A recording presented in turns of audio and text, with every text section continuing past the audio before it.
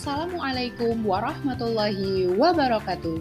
Perkenalkan kami dari kelompok 5, saya Anissa Muslimah dan 3 rekan saya, Sakila Rizky Mersadewi, Eron Ali, dan Jeffrey Arisandi. Baiklah teman-teman, di sini kami akan menjelaskan tentang pegadaian dan pegadaian syariah. Dosen pengampu Ibu Noni Afrianti, ME, mata kuliah Lembaga Keuangan dan Lembaga Keuangan Syariah. Materi yang pertama akan disampaikan oleh Saudara Jeffrey Arisandi. Selamat menyaksikan. Baiklah, saya akan menjelaskan tentang pengertian pegadaian dan pegadaian syariah. Secara umum, usaha gadai adalah kegiatan menjamin barang-barang berharga kepada pihak tertentu guna memperoleh sejumlah uang, dan barang yang dijaminkan akan ditebus kembali sesuai dengan perjanjian antara nasabah dengan lembaga gadai. Pegadaian merupakan hak yang diperoleh seseorang yang mempunyai utang atas suatu barang bergerak. Barang bergerak tersebut diserahkan kepada orang yang berpiutang oleh seorang yang mempunyai utang atau oleh orang lain atas nama orang yang mempunyai utang. Pengertian pegadaian syariah. Usaha gadai adalah menjaminkan barang berharga kepada pihak tertentu guna memperoleh sejumlah uang, dan barang yang dijaminkan akan ditebus kembali sesuai dengan perjanjian antara nasabah dengan lembaga gadai. Pegadaian syariah adalah lembaga keuangan non-bank yang memiliki kegiatan menahan suatu barang sebagai tanggungan hutang yang berlandasan pada Al-Quran dan hadis, atau dapat disebut juga sebagai lembaga gadai syariah. Pengertian gadai dalam hukum Islam syara yaitu menjadikan suatu barang yang mempunyai nilai harta dalam pandangan syara sebagai jaminan hutang yang memungkinkan untuk mengambil seluruh atau sebagian hutang tersebut. Pengertian gadai menurut ahli hukum Islam yaitu ulama Syafi'iyah, gadai atau ran adalah menjadikan suatu barang yang bisa dijual sebagai jaminan hutang yang dipenuhi dari harganya bila yang berhutang tidak sanggup membayarnya. Berdasarkan pengertian dikemukakan oleh para ahli hukum Islam, dapat disimpulkan bahwa gadai atau ran adalah menahan barang yang memiliki nilai ekonomis yang digunakan sebagai jaminan dari hutang yang diterimanya. B. Itu sejarah berdirinya pegadaian dan pegadaian syariah. Sejarah berdirinya pegadaian berawal dari Bank Van Lening yang didirikan oleh VOC pada tanggal 20 Agustus tahun 1746 yang di Batavia. Dalam perjalanannya, pegadaian berapa kali mengalami perubahan bentuk, dengan Stadtbal 1930 nomor 226 lembaga ini berubah menjadi Jawatan Pegadaian berstatus lembaga, diubah menjadi Perusahaan Negara Pegadaian, dan diubah lagi menjadi Perusahaan Jawatan Pegadaian melalui Peraturan Pemerintah Nomor 7 tanggal 11 Maret 1969. Selanjutnya, berdasarkan PP Nomor 10 Tahun 1990, lembaga ini kembali dirubah menjadi Perusahaan Umum Perum. Tugas pokok Perum Pegadaian adalah menjabati kebutuhan dana masyarakat dengan pemberian uang pinjam berdasarkan hukum gadai. 2. Yaitu sejarah berdirinya pegadaian syariah. Pegadaian syariah hadir di Indonesia dengan membentuk unit layanan gadai syariah di beberapa kota di Indonesia. Pegadaian syariah mulai beroperasi sejak 2003 sampai Oktober 2015. Jumlah gerai pegadaian syariah mencapai 611 outlet di seluruh Indonesia. Konsep operasi pegadaian syariah mengacu pada sistem administrasi modern, yaitu asas rasionalitas, efisien, dan efektivitas yang diselaraskan dengan nilai Islam. Fungsi operasi pegadaian syariah dijalankan oleh kantor-kantor cabang pegadaian syariah, unit layanan gadai syariah ULGS, sebagai satu organisasi di bawah binaan divisi usaha lain PT Pegadaian. ULGS ini merupakan unit bisnis mandiri yang secara struktural terpisah pengolahannya dari usaha global konvensional. Pegadaian syariah pertama kali berdiri di Jakarta dengan nama Unit Layanan Gadai Syariah ULGS cabang Dewi Sartika di bulan Januari tahun 2003. Menyusul kemudian pendirian ULGS di Surabaya, Makassar, Semarang, Surakarta, dan Yogyakarta. Di tahun yang sama hingga September 2003. Masih di tahun yang pula, 4 kantor cabang Pegadaian di Aceh konversi menjadi Pegadaian Syariah. Saat ini, jasa gadai syariah dikembangkan dalam bentuk outlet-outlet gadai-gadai syariah. Beberapa bank umum syariah yang ada di Indonesia pun telah terjun di pasar pegadaian dengan menjalankan prinsip syariah. Pertumbuhan pemberian kredit gadai syariah rata-rata tumbuh 12% per tahun. Perhitungan Outstanding Loan OLS tahun 2015 ini sampai Agustus sebanyak 3,32 triliun. Sementara untuk jumlah nasabah se-Indonesia, nasabah Pegadaian Syariah sebanyak 600.000. Ini jauh lebih sedikit dibandingkan jumlah nasabah Pegadaian konvensional. Sementara jumlah karyawan Pegadaian Syariah hanya 11% dari jumlah seluruh karyawan PT Pegadaian. Dari jumlah OSL yang diberikan didominasi nilai kredit gadai emas, padahal Pegadaian Syariah mempunyai berbagai macam produk pemberian kredit. Baiklah teman-teman, saya Anissa Muslimah akan melanjutkan penjelasan mengenai landasan hukum. Yang pertama adalah mengenai Fatwa DSN MUI.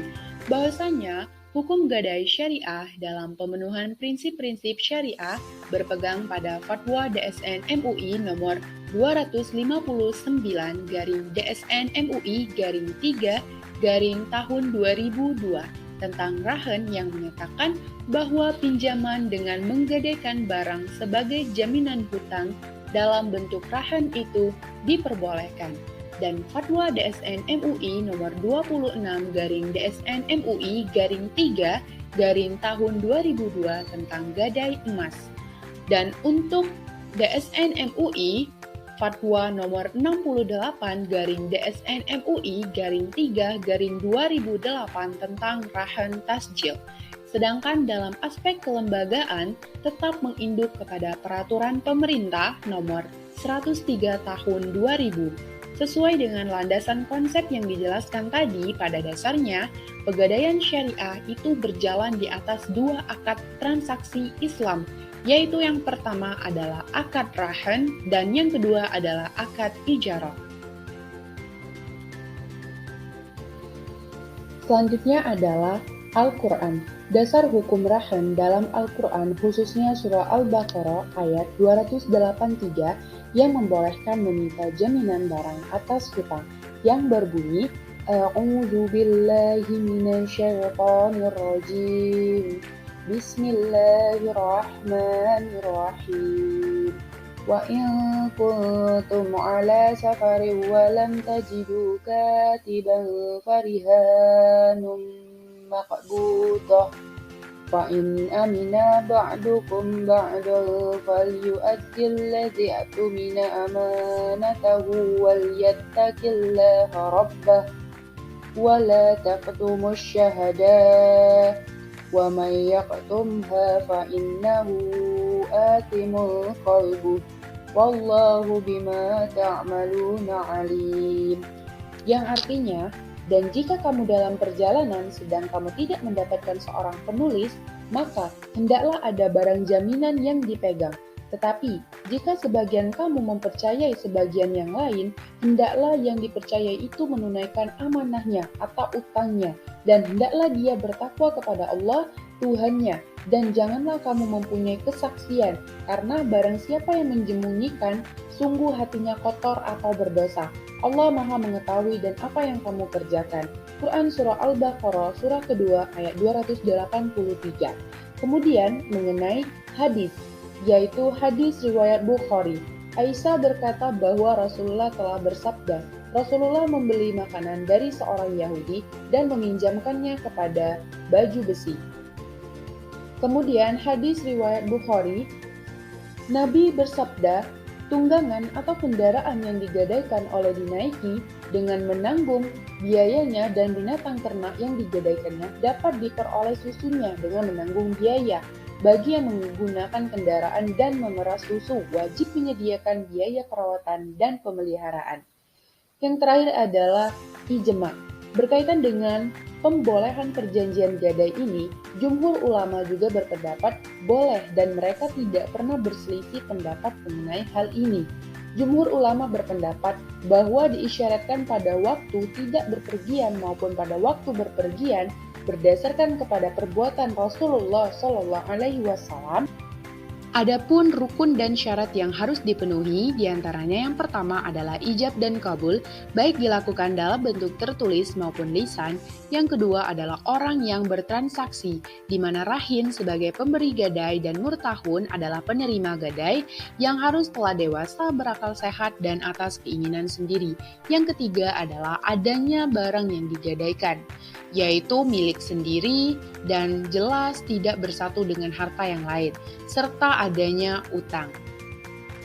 Selanjutnya mengenai aspek pendirian pegadaian syariah, ada beberapa aspek pendirian pegadaian syariah, di antaranya pertama yaitu aspek legalitas. Peraturan pemerintah nomor 10 tahun 1990 tentang berdirinya lembaga gadai yang berubah dari bentuk perusahaan umum pegadaian, pasal 3 ayat 1A menyebutkan bahwa Perum Pegadaian adalah badan usaha tunggal yang diberi wewenang untuk menyalurkan uang pinjaman atas dasar hukum gadai. Kemudian disebutkan misi dari Perum Pegadaian disebutkan pada pasal 5 ayat 2b, yaitu pencegahan praktik ijon, riba, pinjaman tidak wajar, dan lain sebagainya. Pasal-pasal tersebut dapat dijadikan berdirinya pegadaian syariah. Yang kedua itu adalah aspek permodalan, di mana modalnya cukup besar karena selain diperlukan untuk pinjaman kepada nasabah, juga diperlukan investasi untuk penyimpanan barang gadai. Yang ketiga, aspek sumber daya manusia, di mana keberlangsungannya ditentukan oleh kemampuan sumber daya manusia atau SDM-nya. Yang keempat adalah aspek kelembagaan, di mana sangat mempengaruhi keefektifan sebuah perusahaan gadai sehingga dapat bertahan. Yang kelima adalah aspek sistem dan prosedur, harus sesuai dengan prinsip-prinsip syariah, di mana keberadaannya menekankan akan pentingnya global syariah. Yang keenam adalah aspek pengawasan. Untuk menjaga sampai gadai syariah menyalahi prinsip syariah, maka gadai syariah harus diawasi oleh Dewan Pengawas Syariah. Dewan Pengawas Syariah bertugas mengawasi operasionalisme pada syariah supaya sesuai dengan prinsip-prinsip syariah. Kendala dan strategi pengembangan pegadaian syariah. Ada beberapa faktor yang menyebabkan terjadinya kendala pengembangan pegadaian syariah, di antaranya 1. Pegadaian syariah relatif baru sebagai sistem keuangan, sehingga pegadaian syariah kurang populer di kalangan masyarakat. Oleh karenanya, menjadi tantangan tersendiri bagi pegadaian syariah untuk menyosialisasikan syariahnya. 2. Masyarakat kecil. Masyarakat yang dominan menggunakan jasa pegadaian kurang familiar dengan produk raha di lembaga keuangan syariah. 3. Kebijakan pemerintah tentang gadai syariah belum sepenuhnya akomodatif terhadap keberadaan syariah. Adapun usaha-usaha yang perlu dilakukan untuk mengembangkan syariah antara lain 1. Usaha untuk membentuk usaha pegadaian terus dilakukan sebagai untuk menyosialisasikan praktik ekonomi syariah di masyarakat menengah ke bawah yang mengalami kesulitan dalam mendapatkan pendanaan. 2. Masyarakat akan lebih memilih pegadaian dibandingkan bank di saat membutuhkan dana, karena prosedur untuk mendapatkan dana relatif lebih mudah dibandingkan dengan meminjam dana langsung ke bank. 3. Pegadaian syariah bukan sebagai pesaing yang mengakibatkan kerugian bagi lembaga keuangan syariah lainnya, dan bukan menjadi alasan untuk menghambat berdirinya pegadaian syariah. Persamaan dan perbedaan pengadaian syariah dan pengadaian konvensional. 1. Persamaan. Hak gadai atas pinjam uang dan adanya agunan sebagai jaminan utang. Tidak boleh mengambil manfaat barang yang digadaikan. Biaya barang yang digadaikan ditanggung oleh para pemberi gadai. Apabila batas waktu pinjaman uang habis, barang yang digadaikan boleh dijual atau dilelang. 2. Perbedaan. Di pengadaian konvensional, tambahan yang harus dibayar oleh nasabah disebut sebagai sewa modal, dihitung dari nilai pinjaman. B. Pengadaian konvensional hanya melakukan satu akad perjanjian, yaitu utang piutang dengan jaminan barang bergerak yang jika ditinjau dari aspek hukum konvensional, keberadaan barang jaminan dalam gadai bersifat aksesor. Berbeda dengan pengadaian syariah yang mensyaratkan secara mutlak keberadaan barang jaminan untuk membenarkan penarikan bea jasa simpan. C. Ran dalam hukum Islam dilakukan secara sukarela atas dasar tolong-menolong tanpa mencari keuntungan. Sedangkan gadai menurut hukum perdata di samping berprinsip tolong-menolong juga menarik keuntungan dengan cara menarik bunga atau sewa modal. D. Dalam hukum perdata, hak gadai hanya berlaku pada benda yang bergerak, sedangkan dalam hukum Islam, ran berlaku pada seluruh benda, baik benda atau harta bergerak maupun tidak bergerak. E. Dalam ran tidak ada istilah bunga. F. Gadai menurut hukum perdata dilaksanakan melalui suatu lembaga yang di Indonesia disebut perum pengadaian. Baiklah teman-teman, itulah penjelasan dari kelompok 5 mengenai pegadaian dan pegadaian syariah.